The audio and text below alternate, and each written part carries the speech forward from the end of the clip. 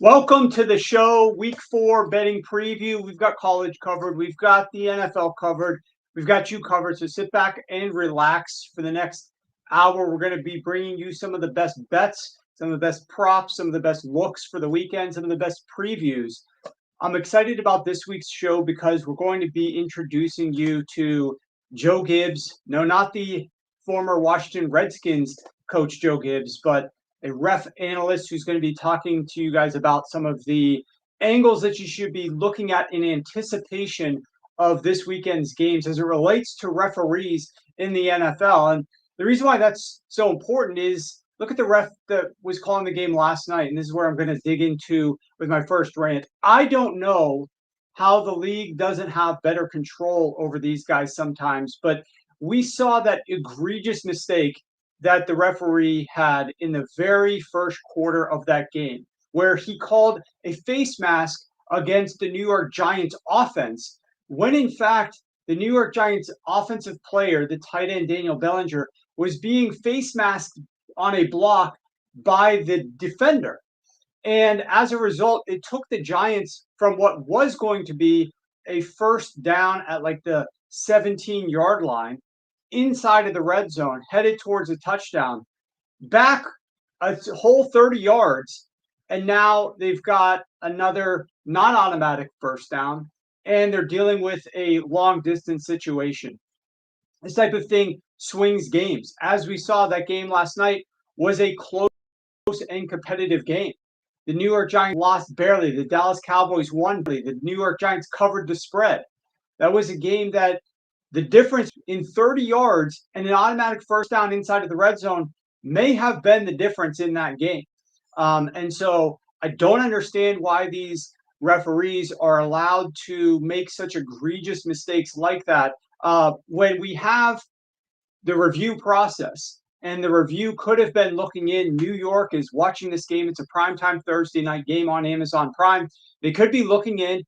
If Kirk Herbstreit and Al Michaels are able to spot after the commercial break this egregious mistake and show it to us on TV, they showed the close-ups. They said, I don't know what these referees are watching here. And if they're able to do that just with the Amazon Prime feeds of this game, then how is the league not reviewing something like that in real time? In either case, it definitely played a big factor in swinging this game. And the refs are somebody to pay attention to. They are the third team out on the football field. So understanding kind of their trends, their tendencies is a good thing to incorporate into your betting process as you handicap these games. Speaking of which, last night when we talk about Brian Daboll and we talk about that New York Giants, it was amazing to see how they were moving around Malik Nabers. He set a record in next-gen stats for the number of passes that he caught while in motion, off of pre-snap motion. I think he caught 9 passes following pre-snap motion, which was a record in next-gen stats history, which dates all the way back to 2018. So Brian Daboll was trying his damnedest to get Malik Nabers heavily involved in this game. And I think more offensive-minded play callers need to be doing that with their best weapons. If you are worried about a matchup and you're worried about cornerback one, and we're going to be talking about cornerback one as it relates to the New York Jets taking on the Buffalo Bills. An outstanding game. New York Jets are favored by 7.5 to 8 points, and Pam's going to be coming on later and discussing this game with us. But you have to do something creative to get your wide receiver one away from that cornerback number one, get him in motion, figure out ways to get the ball into his hands a lot easier, because that's the engine to this team. And we saw Daboll doing that extremely well with Malik Nabers. I'm really curious to see how Nate Hackett, who to me is the opposite of Brian Daboll, not that creative, obviously much more problematic, how he is able to perform with getting the ball to Garrett Wilson against a really strong cornerback number one. I know some corners do shadow, but put the guy in motion, figure out ways to get it so that he's not going to be jammed at the line of scrimmage, get him open, let him run, and still go after and heavily involve your wide receiver one, regardless of the matchup, in every single game. And that's what Daboll's been doing with Malik Nabers. If you got Malik Nabers on your fantasy squad, you appreciate Daboll. If you're betting Malik Nabers props, you appreciate Brian Daboll and what he's been doing there. We got some great college games too. I saw a funny comment by Matt Brown saying, get Milroe off the infographic. We are going to be talking about that game here momentarily with our college betting expert, Brian McCrystal. But before we do that, I want to give a quick ad read. You know, every single year we do this. It's called the Points Promo. We started it a few years ago, and it's been a hit every single year except this year. What the concept of the Points promo is we roll the dice on the website and on the game on Thursday night, and we say however many points are scored in this game, that's the discount that you're going to get on the website on Friday. And so if the final score is 20-10, you get 30% off the website on Friday. Well, last year the final score ended up totaling 54 points. And we reluctantly, but still anyways, gave you 54% off the website. And this year, we saw a field goal fest. I mean, these teams were driving the ball and just kicking field goals left and right. We even saw Brandon Aubrey miss a field goal to reduce the final score a little bit. So, I don't know, what was it, like 30-something points last night? This really wasn't – the promotion would have been as big of a dud as the final score. So I made an executive decision last night after midnight, early this morning, I guess you could say, that we're going to lean into Rico Dowdle. Why would I lean into the Rico Dowdle? I don't know if it was this show last week, I gave you Rico Dowdle under to clients I bet last week. Rico Dowdle, not week 4, not last night's game, but week 3. We bet Dowdle longest rush under 10.5, and we bet Zeke Elliott's longest rush under 10.5. In the same game, week 3, we won both of those bets. I've been fading this Dallas Cowboys rushing attack for a while now. But last night, the only 2 bets that I had on the game was Dowdle over 9.5 rushing attempts and Dowdle over 37.5 rushing yards. And Dowdle came through for us big time. We went 2-0 for subscribers last night. So we decided we're going to pay that forward to you guys with a Rico Dowdle Appreciation Day, Dowdle Day. And so Dowdle had 11 rushes for 46 yards, 11 and 46. Add those together, 57. We're giving you 57% off the website today only. It's going to end at midnight. You can use this on a season-long package. What that means is you're cutting the price in over half, okay? You could use it on a weekly package, whatever you want. 57% off. The discount code is SHOW57. SHOW 57. This is the Sharp Betting Show, Sharp Football Show. Show 57 gets you 57% off. We'll repeat that code later as well. But with that said, let's go ahead and bring on Ryan McCrystal and let's discuss a little bit of college football. All right, Ryan, welcome to the show. We've got another big game. You were off of a 2-1 weekend with us last Friday. You're 7-2 on the show. So let's try to keep this rolling. The first game on deck is a beautiful nightcap. We've got Georgia at Alabama. You have had success going against sharp money to start the season. Some of the lines that we've been giving out here, it's better than what it was last night. It's better than it was 2 days ago. That's because the sharp money is going the opposite direction and is making this line a little bit better for you. But in this case, you're not doing that. In this case, Georgia was laying up to 3 points on the road earlier this week. Then it dropped down to 2 points. Now we're seeing Georgia laying only 1 point. At some spots, it's pick 'em. This line is flip-flopping. I've seen Alabama at Pinnacle -1 earlier today. In fact, they flipped back to catching +1. Let's dive into why you think Alabama at home is the bet that we should be making on Saturday night. Yeah, I like Alabama against the spread if you can get it at plus money. I think if it were to flip, if you weren't able to get it at plus money and Alabama were favored, I think at that point I would just play the money line because, in a really tight game like this, 1 or 2 points could certainly make a difference. So if Alabama's favored, play the money line. If they're getting points, take the points against the spread. 2 big reasons in this matchup. The first is Georgia's run game. And we saw it 2 weeks ago against Kentucky, where Kentucky really found a way to bottle them up by stacking the box. The Wildcats stacked the box 67% of the time against Georgia running backs in that game. And Georgia only averaged 3.8 yards per attempt on those plays. So they sort of laid out a blueprint. Now, Kentucky has a good defensive line, but Alabama obviously has talent on the defensive side of the ball as well. So they sort of gave Alabama a bit of a blueprint on how you can bottle up this Georgia rushing attack and try to make them more of a pass-heavy team. The other factor, though, in the run game is that during that game, they lost right guard Tate Ratledge.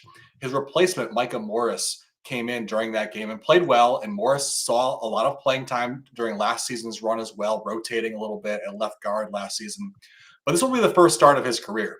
And I don't care if you've had experience in the past, making your first career start at Alabama changes things. So they've shown some weaknesses like in the power run game already this year. They're bringing in a brand new starter on the interior of that offensive line against an Alabama defense. The potential is there for some problems. But the second factor, and really the biggest factor why I'm on Alabama in this game, is Georgia's lack of depth on defense. Their starters are fantastic. They've always been since Kirby Smart got there. But the reason they ascended to that elite tier on defense over the past few seasons is they have had incredible depth. They've been able to go 2, sometimes even 3 deep, especially on the defensive line, with legit NFL talent.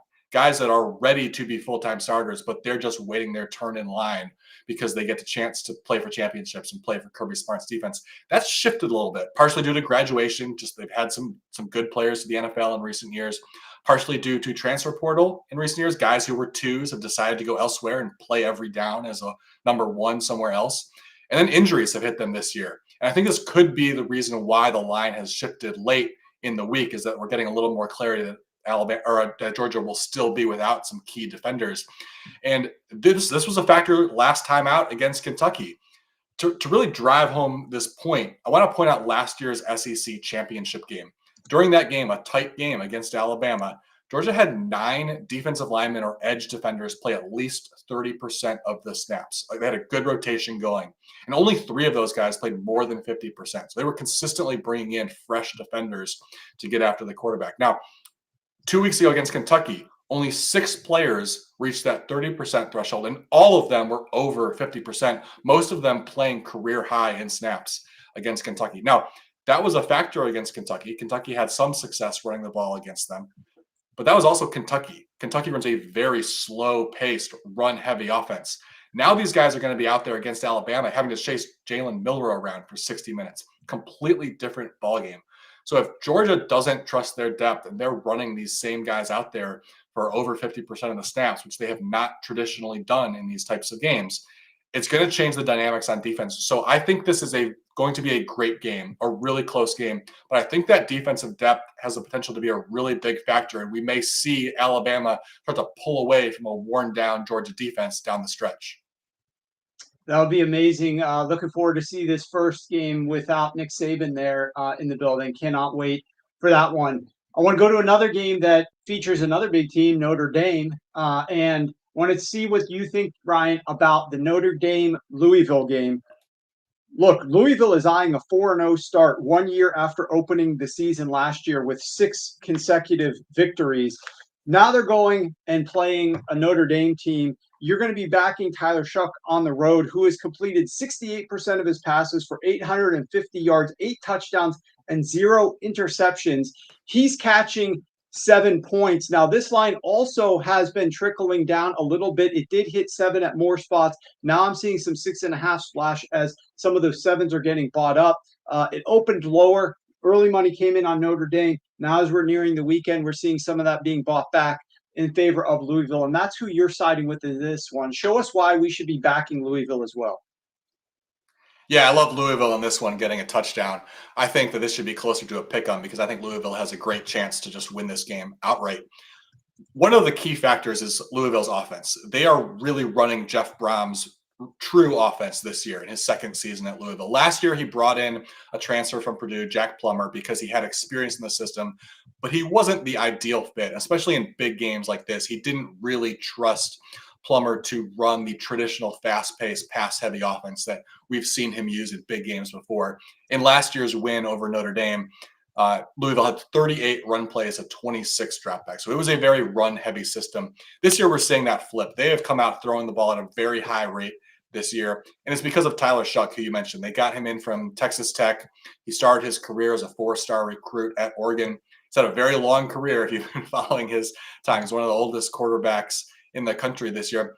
Injuries have been a big factor with him. If you're not familiar with him, that's probably the biggest reason why. He's had seasons cut short before, but he's a legit talent. If he had stayed healthy, you would have heard about Tyler Shuck. He may even be in the NFL by now already if he had just stayed healthy. So Brom trusts him to run his offense, and I think that's going to be a big factor this week.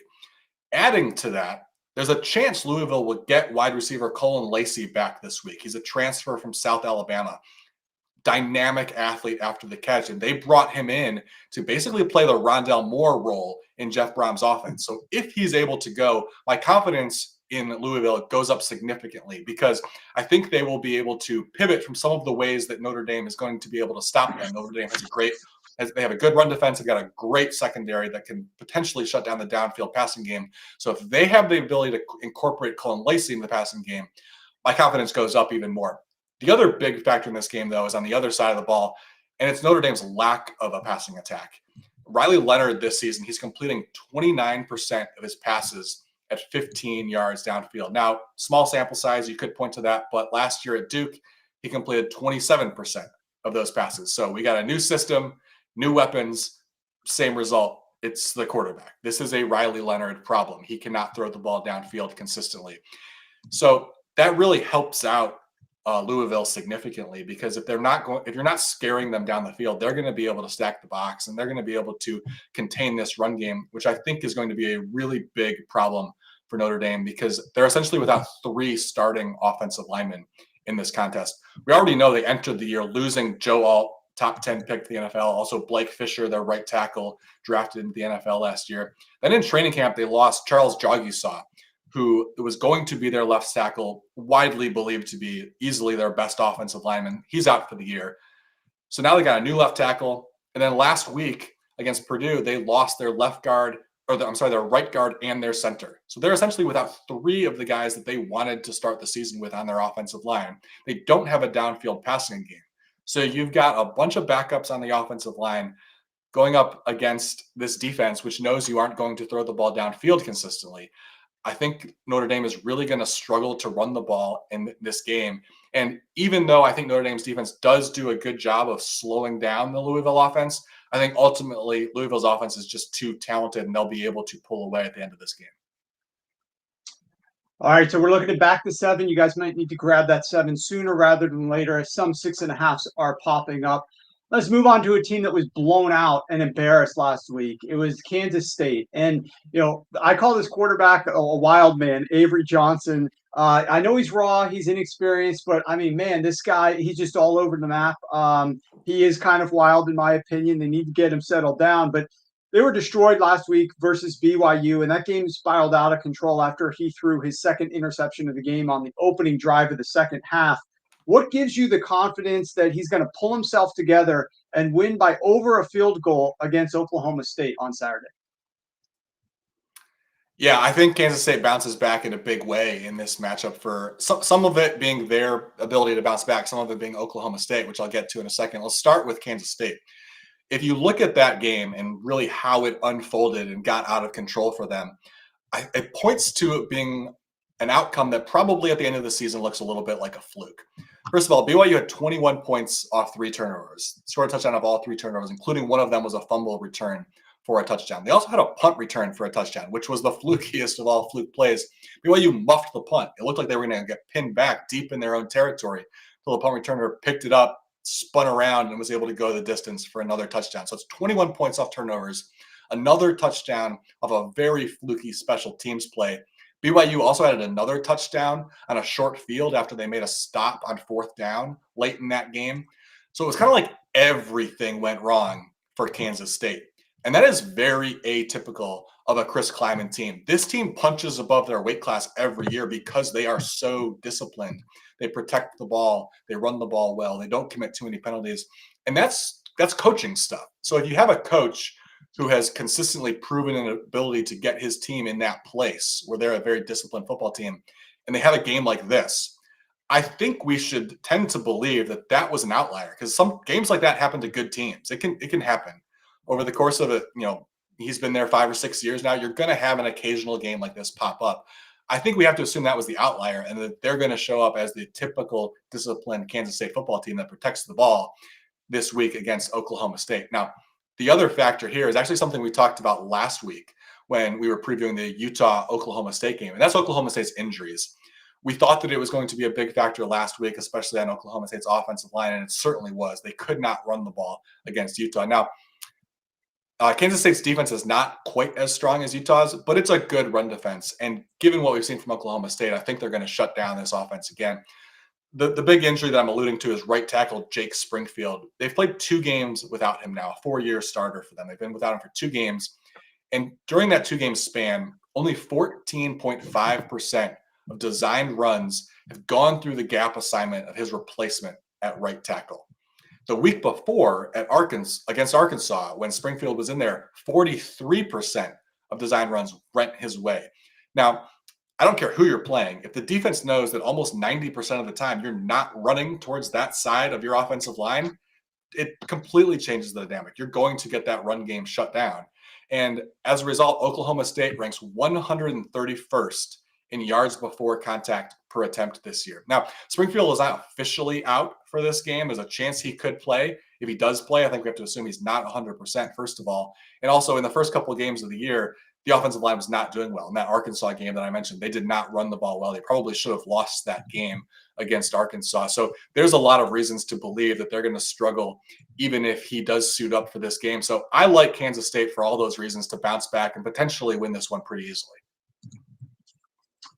Potentially pretty easily. Okay, well, that's going to take a lot of faith for me. I saw that BYU game. I bet on the over for Kansas State. What was it, 2 weeks ago? I think we had that against Arizona. Yep, Arizona. And Kansas State. This quarterback was just all over the map. So we're going to go with your word. You were 7-2 on the show. We're going to need our fingers crossed on this one, but let's hope Avery Johnson stays on track in this one. So thanks for joining the show, Ryan, and good luck this weekend. Make sure that you guys are following Ryan on X. And, of course, you can find all of his analysis over at Sharp Football Analysis, where he's got detailed write-ups every single weekend heading into every college football Saturday. Okay, let's go ahead and hit a couple of your questions before we move on. And I want to remind you, if you guys want to get your questions in here, the way to do it is on YouTube. I know a lot of you guys are probably following on X, watching us live over there, and that's great. We really appreciate all the support on X. X is the great platform, but we are trying to build up this YouTube platform. And so if you want to get your questions in here, you need to be following on YouTube. Go over to Sharp Football Analysis, search for that on YouTube.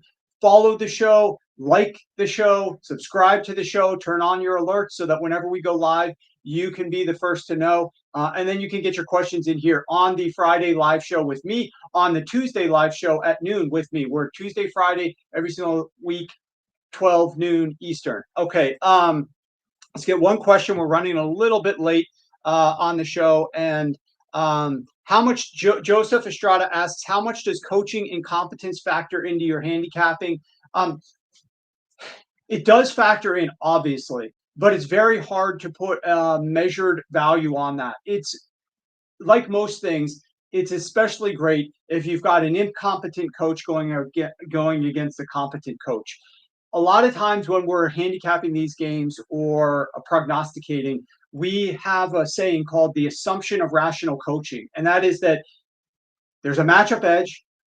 There's a way to attack an opponent. It's a clear cut. It might be your strength versus their weakness. It might be avoiding their strength and going with something that should probably work for you, but it's not necessarily your strength. Football is a game of matchups and edges, and trying to find those.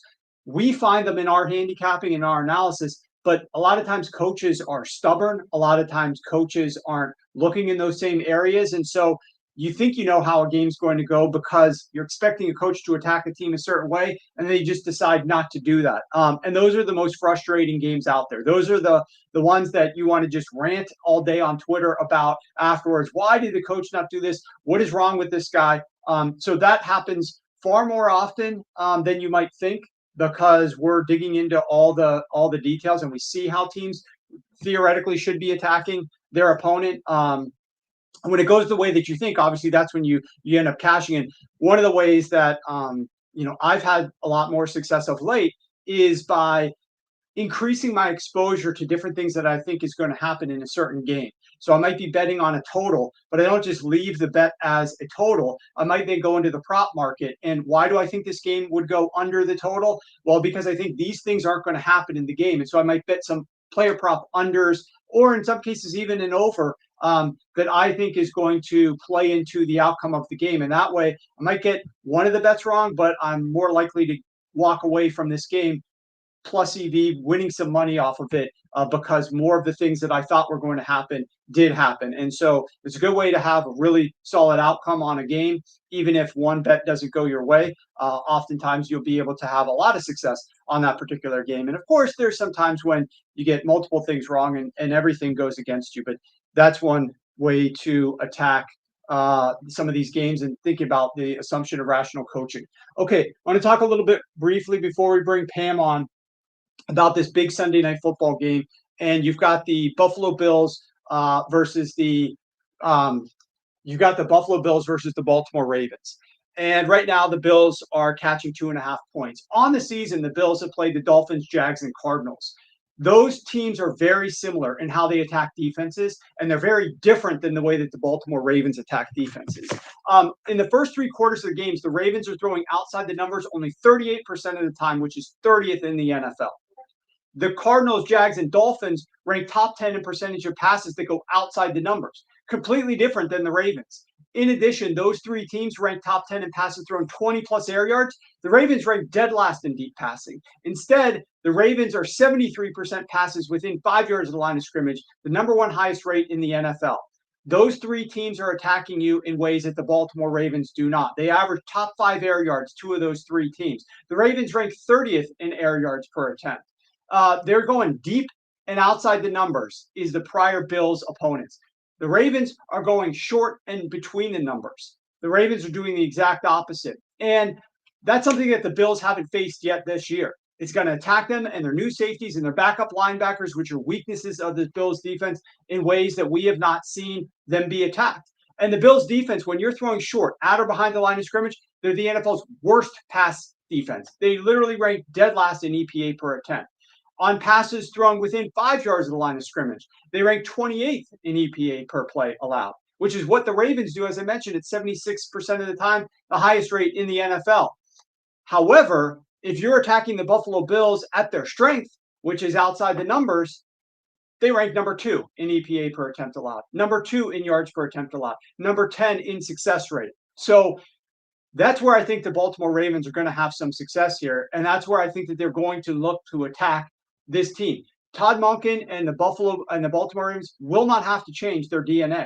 They won't have to adjust. They won't have to, like I said, the assumption of rational coaching. If the Baltimore Ravens were a team that loved to throw the ball outside the numbers, and now we're saying, well, that's not going to work here, Todd Monken. What you really should do is attack between the numbers, but it's not something that they ordinarily do. Some coaches might adjust. I think Todd Monken has a better chance than most of making those adjustments, but other coaches are still going to just throw outside the numbers because that's what they do. In this game, you don't have to worry about that. In this game, the Baltimore Ravens already attack between the numbers at the highest rates in the NFL. So they're going to be attacking the weaknesses there. And then you have the injuries to the Buffalo Bills. We've got Terrell Bernard already ruled out. We've got Teron Johnson ruled out. I think Terrell Bernard is on the IR. Teron Johnson just got announced out today. I think you got some upside here, sprinkling a little player prop action. A guy that we've ridden a couple of weeks in a row, the receiving back Hill for the Baltimore Ravens. I think he's going to be going over his receiving yards. And we're going to get into some more props momentarily. Keep in mind, follow on YouTube. We'll get to some more of your questions later. But right now, we absolutely must bring on Pam Maldonado. She covers the NFL for us over at Sharp Football Analysis. Pam is off of 3-1 on her last show, and we're rolling through several NFL games that Pam likes. Pam, first game on deck, you've got the Cincinnati Bengals at the Carolina Panthers. You like the over in this game. Andy Dalton didn't disappoint in his first game out this year. He was throwing the ball quick. He had the fastest time to throw of any quarterback last week. And when the Bengals don't get pressure, they are averaging 82% completion rate allowed and 8.2 yards per attempt allowed. So we could potentially see Andy Dalton get the ball out quick and have a lot of success. What do you think here about the Carolina Panthers and the Cincinnati Bengals? And why do you like this game over the total? I do like the Bengals and Panthers over 47. You're mentioning Andy Dalton, but I think it really starts and ends with the Panthers defense, which is definitely not pretty by any means of the stretch. PFF has the Panthers ranked 28th overall, and there's plenty of data points to back it up. The Panthers are struggling in every aspect of the defensive side. Run defense, don't have it. 28th in rushing yards allowed. Pass rush, non existent. 28th in pressure rate. Pass defense, I can throw on this Panthers team. 25th in opponent completion percentage. So it's basically a big buffet opportunity for Joe Burrow, who we know when he is healthy and clicking with his offense, then this is going to be a team that can just absolutely exploit every negative of the Panthers defense. Who, speaking of, Joe Burrow had a great week last week in week 3. And we're talking season highs across the board, 29 completions, 324 yards, and 3 touchdowns. This is a Joe Burrow that we are used to seeing. And Panthers' red zone defense is practically rolling out the red carpet for opposing offenses, allowing 8 of 9 red zone trips to be touchdowns. I love that when the game total is only at 47. I think this is actually going to be far exceeding that. And I'm talking about Joe Burrow. I'm talking about the Panthers defense, but you did mention Andy Dalton as well. I do want to give him a lot of credit because he does have that veteran experience with him. He's been in the league forever.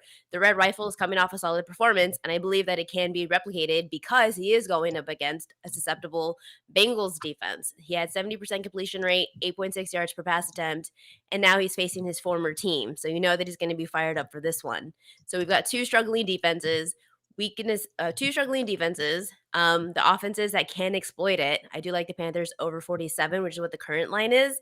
But I also am a bit of a risk taker. So if you like risk like I do, over 54.5 at plus 220. And if you're really feeling bold, then over 60 points at 4-1 odds. I love that. And some reasons to add on to those longer shots is because the Bengals are scoring on 86% of the drives last week. Joe Burrow is hitting his stride. I think the team is finally starting to click.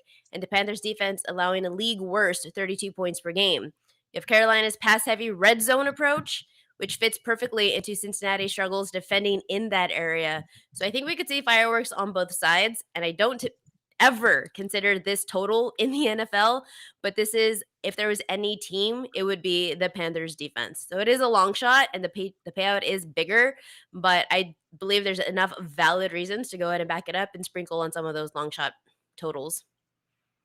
Yeah, look, I got a prop that's going to be incorporated into this game later on, and of course, you do have to worry. We've seen some under money come in on the Cincinnati Bengals last week or two, each of their games, and that really hasn't worked out for whoever's been betting that. So we'll see if this one hits over 47. Let's pivot to a game that's far less exciting from a production standpoint. You think that the Cleveland Browns game against the Las Vegas Raiders is going to struggle to score points.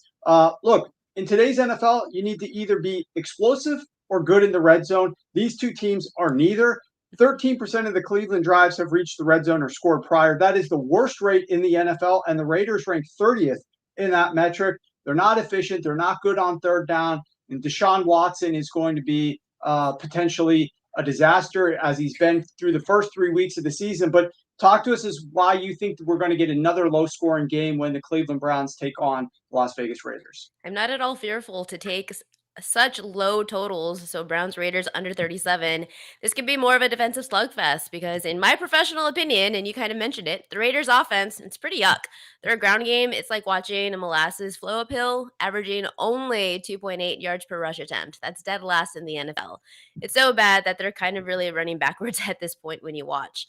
The Raiders' offensive line is really like a screen door on a submarine. They're already giving up 12 sacks for 95 yards lost, and we've only played 3 games in the season. And their third down and fourth down efficiency is very lackluster. They're only converting 32% on third downs and a pitiful 20% on fourth downs. They cannot extend. They're going for more fourth down attempts because they're having such difficulty on those third down conversions. But what I have Apologies. What I like about this matchup is that the struggling offense is going up against the Browns defense.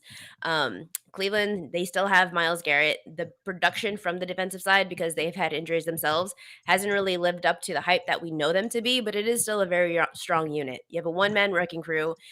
Garrett is second in ESPN's pass rush win rate, and Gardner Minshew, he should be. This is a great opportunity, a great game for the Cleveland pass rush to get Minshew spending more time on his back than spending the game upright. And then you mentioned it, Deshaun Watson. Every week we're just cramming our heads thinking, why is he still on the field? I think he himself has forgotten how to play quarterback. He's averaging 4.8 yards per pass attempt, and sacks, he's been taken down 16 times in just 3 games. That's leading the league. Watson doesn't really lead the league in any quarterback stat except sacks, and that's something you don't want to be first in. So then to make matters worse, the Browns offensive line is being held together right now with duct tape and hope at this point, because their right guard, Wyatt Teller, injured reserve, tackle Jack Conklin, he hasn't played a snap this season, and Jedrick Willis, while he's coming back from injury, played a game and then he left the game with injury again. So the offensive line is really in shambles right now, struggling to put pieces together. So now you have 2 ineffective offenses, 2 defenses that are licking their chops. That's a recipe for a low-scoring game. Sacks, punts, probably a few turnovers. The turnovers is what could push this total over, but so as long as things are kept in check, the Browns under 37 points.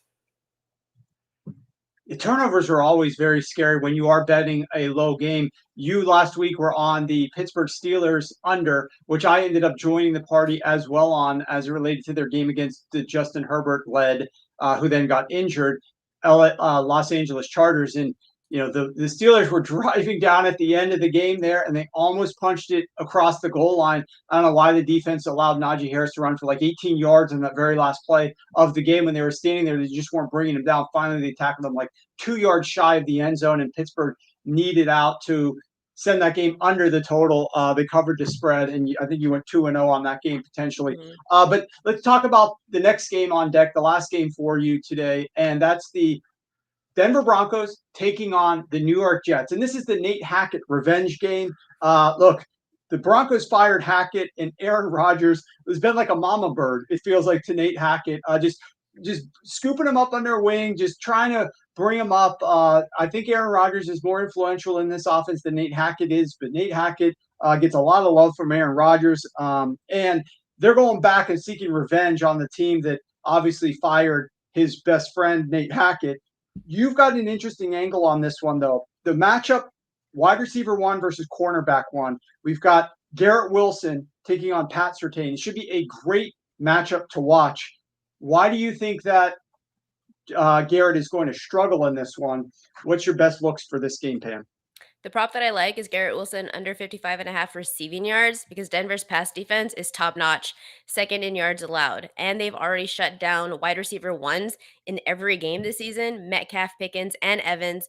None of these receivers went above 29 yards. Wilson and Rodgers are still building that chemistry. You see, Aaron Rodgers is trying to get him the ball more, but it's just not clicking yet. You need time to gel. And Denver's fierce pass rush, that's going to disrupt the Jets' passing game. The Jets' offensive line is dealing with injuries as well, which could limit Wilson's opportunities. So since Garrett Wilson is wide receiver 1, there's opportunities for other wide receivers if you're playing fantasy, but I like Wilson under 55.5 receiving yards. All right, there we go. Well, Pam, thanks for joining us today and sharing your bets. We look forward to seeing if they're going to cash in for us this weekend. Obviously, had a good weekend last week going 3-1. Let's see what you do this weekend. Make sure you guys are following Pam over on X, as well as checking out her articles that she shares up at sharpfootballanalysis.com. I'm going to get to a couple of your questions, and we're at the hour in the show where we're almost about to bring in our first-time guest, Joe Gibbs, to talk a little bit about some ref angles.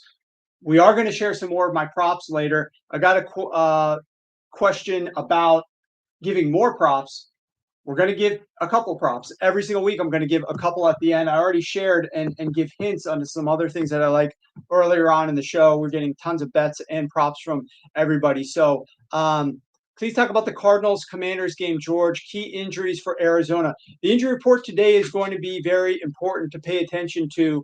I kind of believe that they're going to be without their starting tight end, but we need to make sure that they get Marvin Harrison Jr. up for this game. Now, if he logs another limited action, then I feel pretty good about it. But if he gets downgraded in some capacity, then obviously I view him as being out for this game. The interesting part about Austin Eckler and Austin Eckler not being available for the Washington Commanders is that I don't think it's going to be very impactful in this game. And that sounds wild to think that, but where you need Austin Eckler is it against a defense that has a strong pass rush where you need to throw the ball underneath to your running back and get it out of your hands quickly. And that's the exact opposite of this Arizona Cardinal team. And sure enough, passes thrown to running backs against this Arizona Cardinals defense are much worse and much less efficient than passes thrown to wide receivers or to tight ends. And so the fact that, like, if you're going up against a team like the Buffalo Bills or the Tampa Bay Buccaneers, those are the types of teams that you need to have that pass catching outlet as your running back. They blitz at a pretty high rate. They get pressure at a pretty high rate. You need to have that dump off. You need to have that ability to get a quick chunk play against those teams. That's not the case against the Arizona Cardinals. They have the lowest pressure rate in the NFL. They blitz at one of the lowest rates in the NFL. You don't need to be throwing the ball to your running back. So the Austin Eckler injury, even though he's been impactful for the Commanders thus far, I've already mentioned against the Tampa Bay Buccaneers, that's when you need to use a guy like that.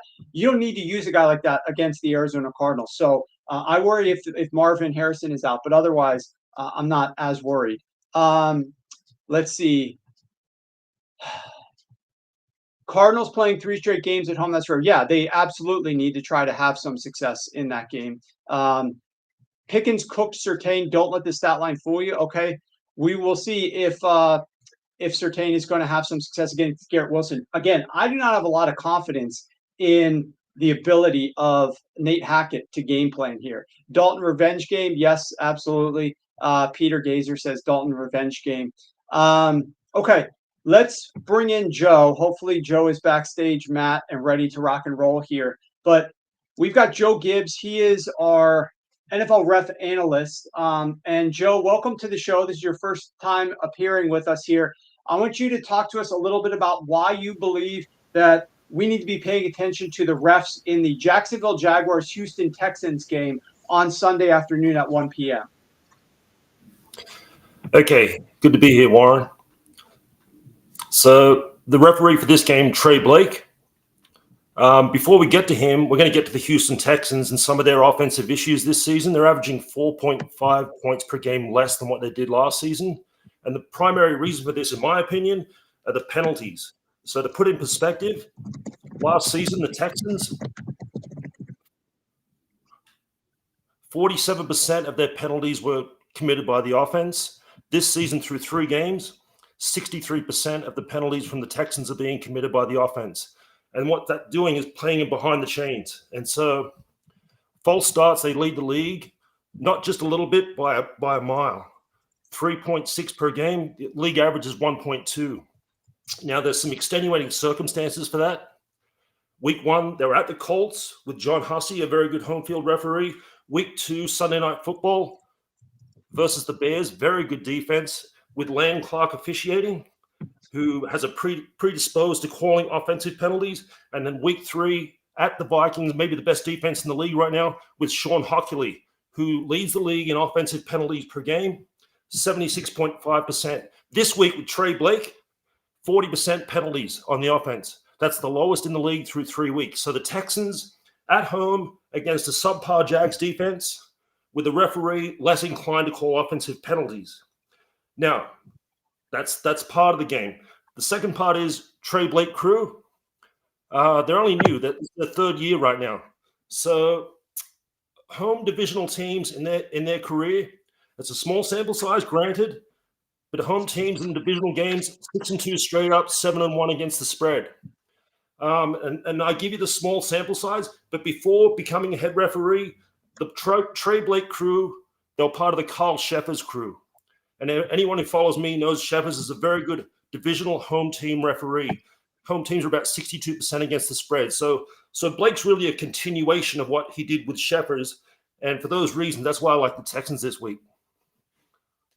All right, there you go. Texans laying 6.5 points right now at home against the Jacksonville Jaguars. And we know, Joe, we've talked a lot before. I got the nickname for Carl Sheffers, Betty Crocker, because he chefs up some of that home cooking for the home team. So absolutely, we pay attention to him as well. But this is a game I think we could have a lot of success for Nico Collins potentially. We'll have to see, though. He popped up on the injury report. We are seeing so many guys, and thanks for joining us, Joe. We'll see Joe next week, every single week with us on Fridays now. We're going to be getting one of his favorite looks for the NFL games Look, Nico should have some success, but he popped up on the injury report. We are seeing a lot of guys pop up on the injury reports. You guys need to be paying close attention to those injury reports. Guys that finished the game with no issues, guys that practiced in full on a Wednesday with no issues, all of a sudden on Thursdays are popping up on the injury report. We saw a lot of the guys from the Baltimore Ravens, for example, along their offensive line, pop up on the injury report last week. And those players, I think 4 out of the 5 starting offensive linemen were on the injury report on Wednesday. It looks like most of them are actually going to be back for the game. Maybe they were just getting a little bit of a bonus from Harbaugh for playing so well, resting up a little bit. So we have to see what their final status is here on Friday. But they might be down one of their starting offensive linemen. But for the most part, they should be pretty good. Okay. Let's see. We're running a little bit late here, but I do want to get in a couple of these player props. Some of my favorite player props. I call them the longest reward. Before I get to the longest reward, I want you guys to pay attention to the code that's being flashed up at the bottom of the screen here, and that is SHOW57. SHOW57 gets you 57% off anything on the website, but ends today. And that's because today is unofficially, actually, we'll make it official. We're officially proclaiming today to be Daboll Day. Rico Daboll did it for us yesterday.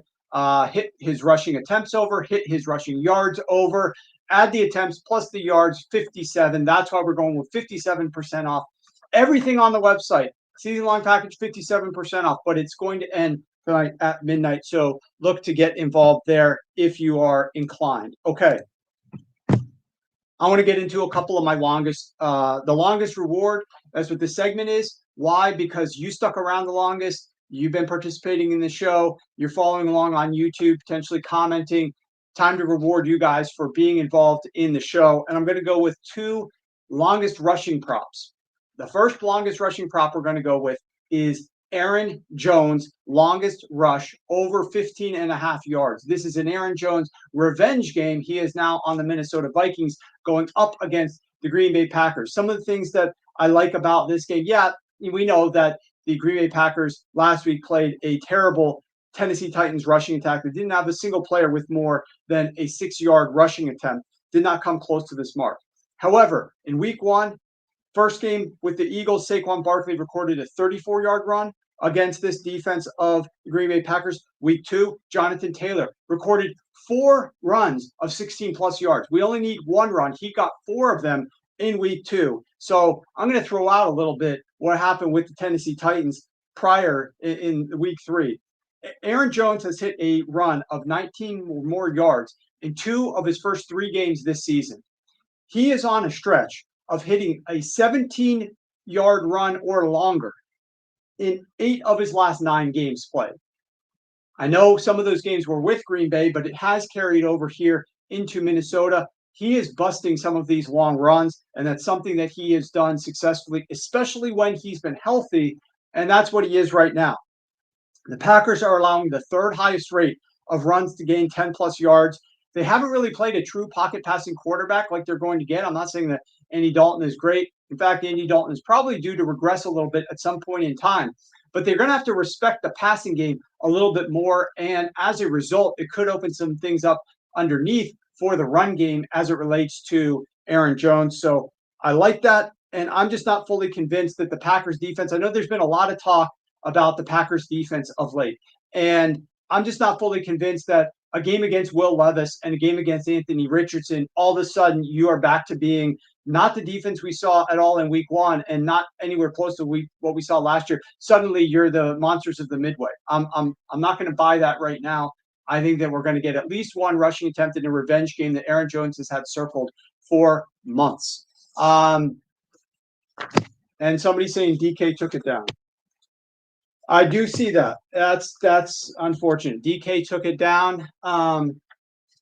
And some of the other spots, we're getting minus 0.5 on that prop at MGM, and now DK took that down. So that's the problem with this show, I guess, doing it live. You guys are betting on these things. Let's go to the next one and see if that one. Let me just double check that this one is still available. Okay. This one is still out there. You're going to have to go to MGM, ESPN, or Bet365. I do see that because I just sent this out to my subscribers that it's not up there. However, what I will say is this. This line was way too low anyways. Yes, 15.5 is still a take on Bet365, Darrell. MGM is there. You're right, Ed. So go there. This next one I did release to my subscribers literally like 2 minutes ago. I pressed the button right before I started talking about these, and the line was at 11.5. I think the line is going to be fine at 11.5. They're going to reopen it probably, DK, at 11.5 with just a little bit more juice. I like it there. In fact, I probably like it at 12.5. We're going to go with the longest rush for Chase Brown over 11.5. Again, it's minus 105 at MGM. It's minus 105 at ESPN. It's minus 110 at Bet365. I'm looking at the odds screens right now. Last week, we saw the Panthers go up against the number 31 ranked rush offense of the Raiders. And they had Andy Dalton back. So I think we got enamored with the fact that Andy Dalton and the Carolina Panthers offense looked so good, passing the football, scoring all those points. It was a terrible game script to run the ball for the Raiders anyways in that game. But we forgot, because of the matchup against that terrible run offense of the Raiders, how god-awful this Panthers run defense truly is. I have this Panthers run defense as one of the worst in the NFL. I'm going to pull up some of my stats here in my database real quick. I show this Panthers run defense literally ranking 29th in yards before contact per rushing attempt, and they rank 10th worst, 9th worst in EPA per rushing attempt to running back runs only. When you are giving up large amounts of yards before contact per rush, you end up allowing backs to get a head full of steam and to run and break off long runs. And that's exactly what Chase Brown lives to do. I have the Bengals. Actually, this might be surprising to you. The number 1 ranked rushing attack based on a variety of metrics. I look at early down success. I look at all down success only for running backs. I look at EPA per rush. I look at yards per carry. I look at explosive run rate. I look at yards before contact per rush. And I kind of combine those. And that is my rushing metric. And in those metrics, in my rushing metric, I have the Bengals as the number 1 ranked rushing attack. They earned the number 2 most yards before the number 2 highest rate of 3+ yards before contact on running back runs. So their running backs quite frequently get a head full of steam. That's exactly what, again, they need to do this. They posted the 3rd highest rate of runs that gain 12+ yards. Brown has gone over this total in 2 out of the last 3 games. Now, the Bengals lost all of those games. They've been playing in a negative script. He's still going over it, and he's getting more touches. Every single week, he's getting more rushing attempts. Week 2 was more than week 1. Week 3 was more than week 2. Now they're favored again. Now, that didn't help them last week against the Washington Commanders, but they're favored again against the Carolina Panthers. They're, of course, on the road, not favored by quite as large of a margin. But I think that they are going to have success, and I think Chase Brown is going to have at least 1 rushing attempt of over 11.5 yards. So that line is still out there. I'm looking at spots. We've been talking about it here for a couple minutes. Still available at MGM, at ESPN. Juice has just changed a couple of cents. I still like it at 11.5. So there you go. We've got a number. Oh, you've seen it at DK at 14.5. Brett, I don't see it yet pop up on my odds screen here at 14.5. But if you're in DK and you see it, then you would know better than I do. So those are the 2 longest rush props that I like for this week. It's still on Bet365, says Darrell. Chase is off DK too. Yeah, I see Chase off of DK as well. So I guess that's a benefit of watching the show live with me here. If you're acting on it, and I'll try to give you guys the tips to get into the book that you should get into and the prop market that you should be looking at so that you're ready to fire. Maybe next time I will be a little bit more direct on the show and get you set up with exactly where you should be going when you should be getting there. I love this market, and I enjoy betting it. This week is a couple of overs. Last week, I think, was 1 over, 1 under. I attack it in every direction. Longest rush, longest completion, longest reception. I really enjoy that. George asks favorite side this weekend. That, my friend, I'm going to have to say for subscribers, we are going to be getting on another side this weekend. There's some good teaser leg opportunities. There's some good teaser legs this week with some lower totals and some short dogs that I think you guys should be paying attention to as well. Let's see. Any other questions here that we should hit? Joseph asks another interesting theoretical question about the betting market, that there has been a shift in plus EV bets coming from the props market instead of totals and spread. Books haven't caught up yet. The interesting part about the sides and totals market is that there's a lot of new players that are entering the game, and these guys maybe don't bet a lot. They don't bet as much as some of the old historical groups get down on games, but they are enough to influence the market. And we're seeing a lot of US-based books that are open, but they limit people and they don't take quite as much. And these bettors are comfortable getting down a little bit smaller amounts, but they're doing so in waves and moving some of these lines a little bit. And so it used to be pretty clear what some of the true sides and positions were. Now, last couple of years, particularly last year and this year, it's been more murky. You can have some strong groups on one side, and within an hour, other strong groups are coming and betting the exact other side of games. There's just a lot more groups that can move the market than there were before, especially with the lower limits in these US-based books, and the screen still copying and not having a lot of confidence in their lines. And so you're still seeing that happen where you're getting books that aren't booking any action, but they see another sharp book moving based on action you presume they took. And so now you are trying to stay in line with the rest of the market to stay for fear that you don't get hit by the groups next. And as a result, we're seeing a lot of lines go back and forth and move a little bit here and there. Whereas the prop market, I think the prop market is a little bit more defined, and I enjoy betting the prop market and have had a lot of success over the last couple of years betting into the prop market. And I think that that's a lot of fun to do. Let's see. Saints fan in our O-line, Darrell asks a question here. Our Saints fan in our O-line is beaten up a bit, so I don't know how to read it. Well, I'll say this. Derek Carr. Sure. I got a tweet. I'll share this. Do you know the Bugs Bunny tweet where he's holding the pistol and he's saying, "Lord, forgive me. It's time for me to go back to the old me." That's exactly what happens with Derek Carr anytime his center gets beat. Anytime his center gets beat, it gets interior pressure.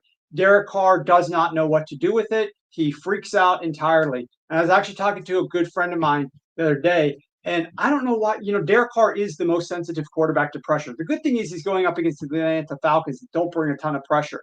I'm really interested to see how they steal anything, if they do, from what Vic Fangio was doing in that game against the Philadelphia Eagles last week in terms of the 5 and 6 man fronts, the base personnel. The Atlanta already uses a lot of it. Do they increase that even further? I'm interested to see that matchup there, but they don't have the pass rushers to really cause the havoc for the Saints. But anytime Derek Carr gets this pass rush, he tends to freak out. I wonder if any of it has to do with seeing his brother, David, go through that with the Houston Texans. I mean, if we remember, didn't they set a record? I don't know if it's been broken yet, with the most sacks that were allowed for a rookie quarterback. I mean, David Carr got absolutely destroyed, and psychologically as well, by the pressure that he was getting when the Houston Texans started their franchise up years ago. And, Derek was there watching his older brother get killed in the pocket. Maybe something carried over. We'll see. Yeah, exactly. He's abysmal under pressure. What day is the best day to attack player props?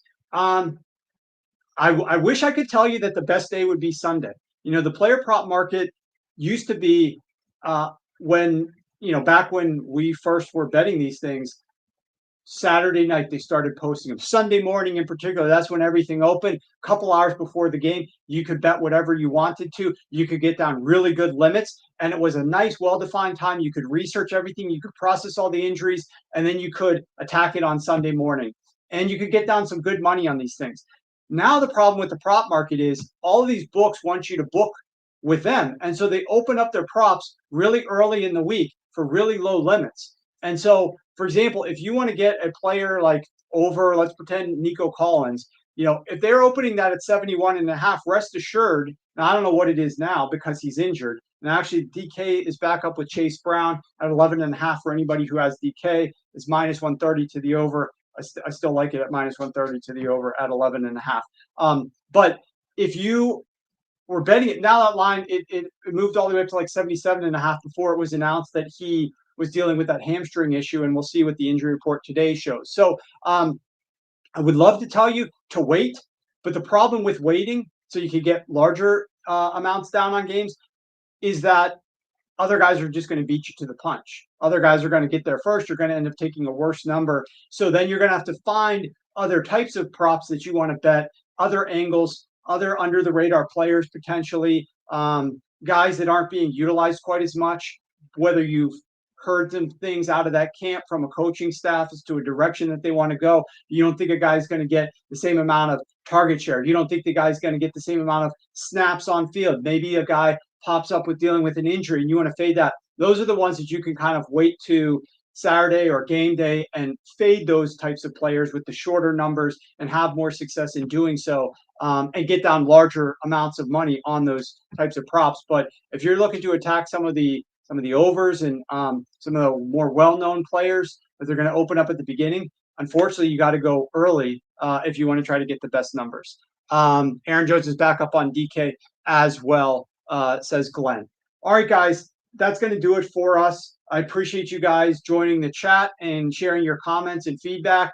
You're helping us grow the show. We really appreciate it. Make sure you're subscribed over on YouTube to the Sharp Football Analysis YouTube channel. Give us a like, give us the thumbs up, and subscribe, as well as hit that bell to get some alerts whenever we do end up going live. I am still debating what day to go live. It sounded to me like a lot of people wanted to see me do something on Sunday. I can't promise it. I used to go live on Sunday for about 15 minutes anyways last year. So maybe I will try to adjust my schedule and try to give you guys 15 minutes on a Sunday. Maybe I'll surprise you this Sunday and do it. But that being said, good luck this weekend in all your bets. Don't forget 57% off everything on the website using the code SHOW57. We'll see you guys on Tuesday where we react to what we just saw over the weekend in week 4 and turn the page, start looking ahead to week 5. Cannot wait for that. Good luck in all your action this weekend.